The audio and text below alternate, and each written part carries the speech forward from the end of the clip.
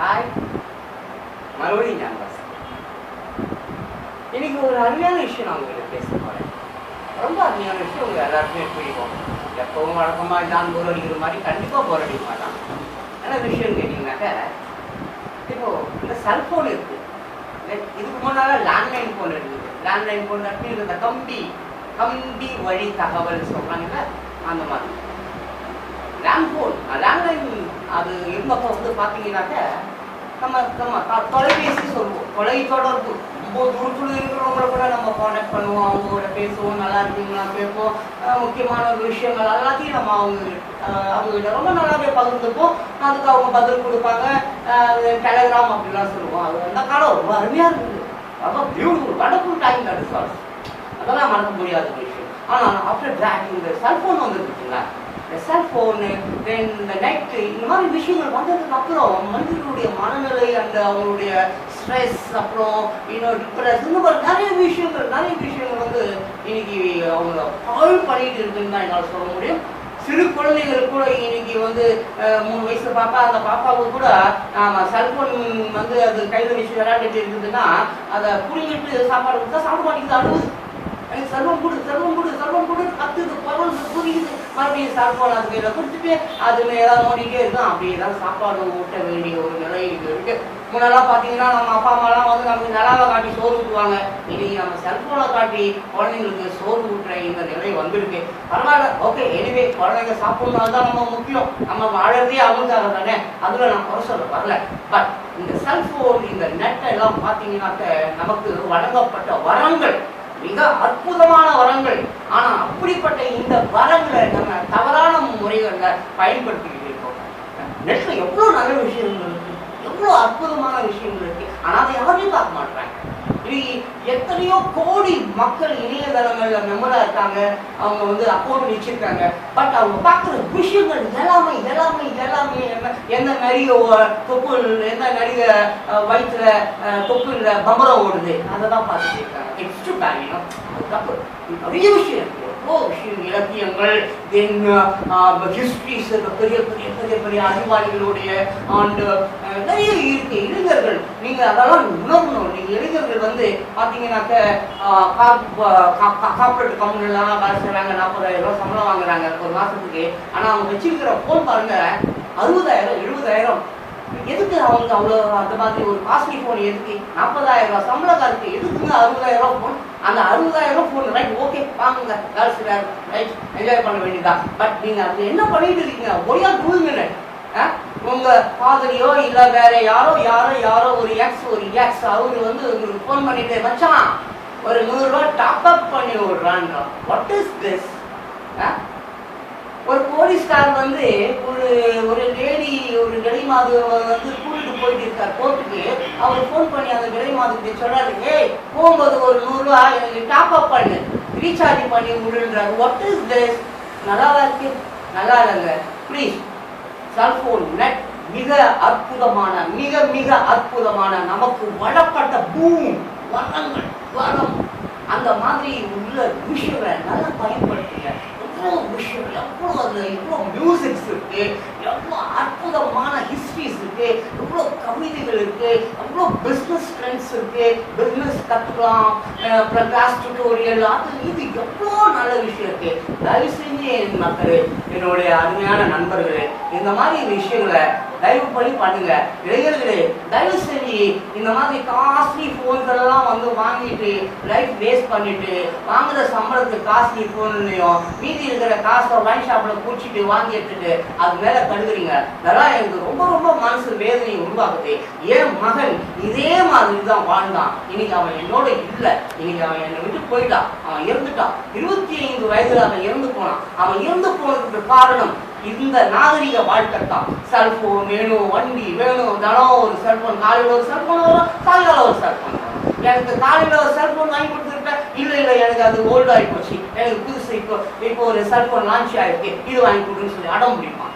அப்படி வாங்கி கொடுப்பேன். அவன் இருந்த வரைக்கும் அவன் கேட்டதெல்லாம் நான் வாங்கி கொடுத்தேன். ஆனால் அவன் கேட்காத ஒன்று என்கிட்ட அந்த இறப்பு, அதை வந்து எனக்கு தெரியாமலேயே அவன் எடுத்துட்டு போய் சேர்ந்துட்டான். அவனுடைய நினைவுகளோட இன்னைக்கு இந்த 6 வருஷம் 7 வருஷம் இளைஞர்கள் நான் எங்க பார்த்தாலும் அவங்களுக்கு இந்த மாதிரி சில விஷயங்களை சொல்லிட்டு இருக்கேன். வண்டி ஓட்டும்பொழுது வேகமாக ஓட்டாதீங்க, தண்ணி குடிக்காதீங்க, தண்ணி போட்டுட்டு அந்த தண்ணியில வாந்தி எடுத்துட்டு அங்கேயே கற்காதீங்க, அப்பா அம்மா உங்களுக்காக சேர்த்து வச்சிருக்கிற சொத்தை அழிக்காதீங்க, நீங்க சம்பாதிக்கிற பணத்துல நீங்க எப்படியா இருந்துட்டு போங்க, பட் அப்பா அம்மா காசுல எதுக்கு உங்களுக்கு 40,000 50,000 செலவு, அப்பா அம்மா காசுல உங்களுக்கு எதுக்கு 60,000 1 லட்சம் 1.5 லட்சம் ரூபாய், அப்பா காசுல அம்மா காசுல அவங்க உழைச்ச அவங்க ரத்தத்துல வந்த பணம் உங்களுக்கு எதுக்கு, அவங்க பணத்துல வாங்குறதுக்காக உங்களுக்கு கார் வேணுமா, அப்படிப்பட்ட காரை வச்சுட்டு நீங்க என்ன பண்றீங்க? we are going very fast. உங்களுடைய பேப்பர் இருக்கா, we are having லைசன்ஸ் வச்சிருக்கியா, இல்ல என்ன வச்சிருக்க, ஒரு ப்ரூஃப் இல்ல, நல்லா வச்சிருக்க, எல்லா ப்ரூஃப் வச்சிருக்க, ரோட்ல போயிட்டு இருக்கா, அவங்க நீ வேகமா போய் டிராபிக் போலீஸ்க்காக பயந்து போய் அவனை போய் ஆக்சிடென்ட் பண்ணி அவனை கொண்டுடுற, அவனை கொண்டுடுறது மட்டும் இல்லாம நீ பணம் செலவு பண்ணி வெளியே வர, this is too bad, you know, please வேணாம், இந்த மாதிரி விஷயங்களை தவிர்த்துருக்கேன். அப்புறம் அன்பான என் நண்பர்களே, இப்போ பார்த்தீங்கன்னா ஒரு சின்ன குட்டி கதைகள் நான் உங்களுக்கு சொல்ல போகிறேன். இந்த குட்டி கதைகள் என்னன்னு கேட்டிங்கனாக்க, இன்னைக்கு வாழற வாழ்க்கையில் நிறைய விஷயங்கள் நம்ம உணரணும் என் அருமை மக்கள். இது என்னன்னு பார்த்தீங்கன்னா, பணம் பணம் பணம் பணம் நம்ம ஓடுறோம், அதில் பெரிய இன்பங்கள்லாம் இல்லை. அதுக்காக நான் பணம் வேணாம் சொல்ல, வைக்கணும், பணம் வேணும், பணம் இருந்தால் தானே சாப்பிட முடியும், பணம் இல்லைன்னா எப்படி சாப்பிட முடியும். அதை காட்டிட்டு ஒரு சிறந்த ஒரு விஷயம் என்னன்னு கேட்டிங்கனாக்க, ஒரு மனுஷனுக்கு ரொம்ப முக்கியமானது உணவு, உடை, இருப்பிடம். இது 3 கண்டிப்பாக போதும். உணவுன்றது நம்ம ஊட்டியே கூட நம்ம பயிர் செஞ்சுக்கலாம், விவசாயம் பண்ணிக்கலாம், அதை பண்ணிக்கலாம், இது பண்ணிக்கலாம், செஞ்சுக்கலாம், சாப்பிட்டுக்கலாம். நமக்கு பெரிய விஷயம்லாம் ஒன்றும் பெருசாக தேவை இல்லை. மனிதனுக்கு தேவை அமைதி, நிம்மதி, சந்தோஷம், மகிழ்ச்சி, குடும்பம், குழந்தைங்க, அவ்வளோதான். மற்றபடி வேற என்ன மைண்டு இருக்கு, வேற எதுவும் தேவை ரைட். ஆசைகள் எல்லோருக்கும் இருக்கு, ஆசைகளை தவிர்க்க முடியல தான். அதுக்காக இப்போ பாருங்க, நான் ஒரு சின்ன கதை சொல்றேன். ஒரு நிம்மதி இல்லாத மனுஷன், ஒரு சந்தோஷம் இல்லாத மனுஷன் எப்படி இருப்பான் அப்படின்றது ஒரு சின்ன குட்டி கதை. நான் இது ஒரு புக்கில் படித்தேன், இது என் சொந்த விஷயம் கிடையாது. அது என்னன்னு கேட்டிங்கனாக்க, ஒருத்தவங்க ஒரு பேங்க்ல போயிட்டு பணம் ட்ராப் பண்ணிட்டு அதை அவன் வண்டியில அந்த இது இருக்கு பார்த்தீங்களா, ஒரு இது இந்த டப்பாவில் போட்டு எடுத்துட்டு போயிட்டே இருக்கும்போது பார்த்தீங்கன்னாக்க அதில் ஒரு 100 ரூபாய் ஒரு கட்டு பண்டல் அது தவறி கீழே உழுந்துடுது. அவன் போயிட்டான். அந்த அந்த அந்த அந்த பணம் எடுத்துட்டு போன பர்சன் பற்றி இனிமேல் நீங்கள் பண்ணிக்கலாம். அவன் போயிட்டான், அவ்வளோதான், ஃபினிஷ். அந்த விழுந்தது பாருங்க, அந்த 100 ரூபாய் கட்டு, அந்த 100 நோட்ஸ், அந்த பண்டல் அது கீழே விழுந்துருந்தது பார்த்தீங்களா. விழுந்தப்போ அதுலேருந்து ஒரே ஒரு அந்த 100 நோட்டுகள் இருக்கிற அந்த நோட்டில் இருந்து ஒரே ஒரு 100 ரூபாய் நோட்டு மட்டும் என்ன ஆயிடுச்சு, பிரிஞ்சிருச்சு. ஸோ அந்த ஃபேமிலியிலேருந்து, அந்த பண்டல்லேருந்து, அந்த கட்டிலேருந்து பிரிஞ்சு கொஞ்சம் அந்த பக்கம் அந்த கொஞ்சம் தூரத்தோடு விழுந்துச்சு.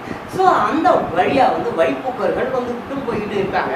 அதில் அந்த ஒரு 100 ரூபாய் ஒன்று சிதறி கடந்தது பாருங்க, அது ஒருத்தவங்கிட்ட கிடைச்சிது. அப்போ அவன் பார்த்தான், காலையிலே அவன் சாப்பிடல, தட்டி பசி பார்த்தா, ஆஹா 100 ரூபாய் பெற்றுதுலாம் அப்படின்னு சொல்லிட்டு அந்த 100 ரூபாய் இருக்குமா.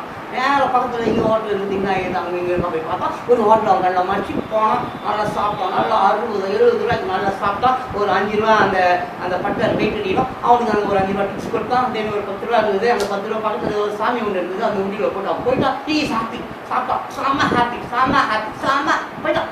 ஸோ அதே பார்த்தீங்கன்னா அவனும் இனிமேல் அந்த கேரக்டரில் இந்த சப்ஜெக்டில் வரப்போகுதுல. இப்போது மீதி 99 ரூபா உள்ள ஒரு கட்டு ஒன்று இருக்கணுமே, அந்த கட்டு கொஞ்சம் தாண்டி அந்த பக்கம் தான் கடந்தது, அதே ரோட்டில் தான் கடந்தது. அதே வழியாக வேற ஒரு வழி பக்கம் வரான்.